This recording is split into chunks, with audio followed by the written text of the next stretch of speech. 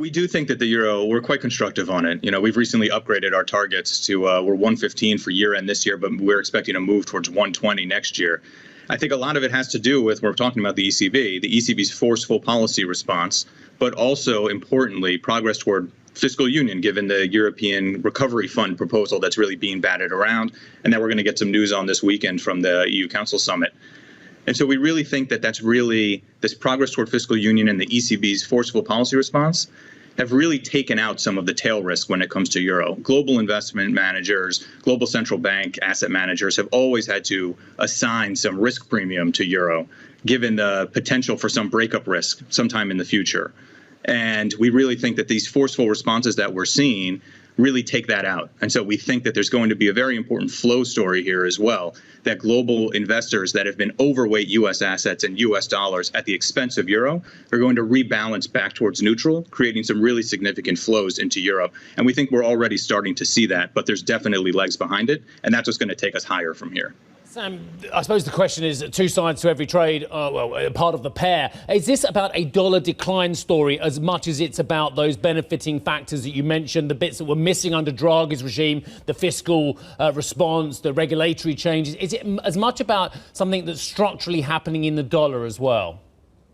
Absolutely. So we do think that there is something specific happening in the euro, and so that does make it one of our highest conviction views. But it really wouldn't work without the other side of the equation, as you note.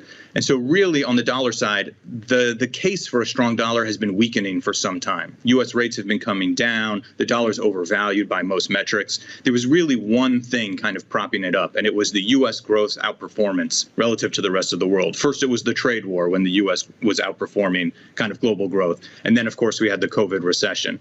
Now we think as we come out of this, really all of the pillars that have been supporting U.S. dollar strength have kind of been knocked down. Cyclical risks are improving. Of course, there's risks of second wave, and we can talk about that.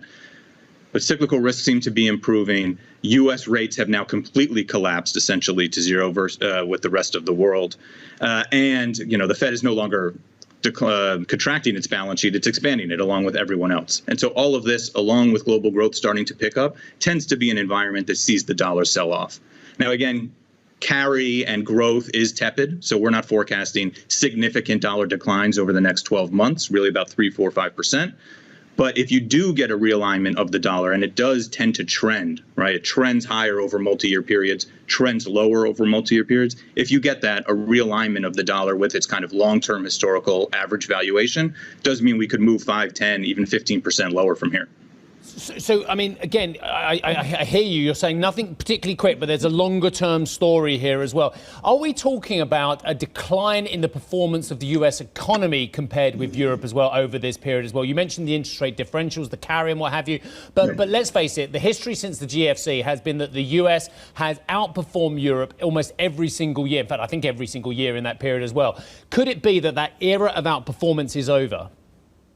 So we think that U.S. growth nominally will still outperform Europe. But I think what's important is what I was going back to before is you don't need Europe to necessarily outperform to get some of these rebalancing flows that we think are so crucial. Our own JP Morgan Private Bank's CIO portfolio was heavily overweight U.S. equities at the expense of non-U.S. developed market equities, and just made a trade where there's still going to be overweight U.S., but just to a lesser extent.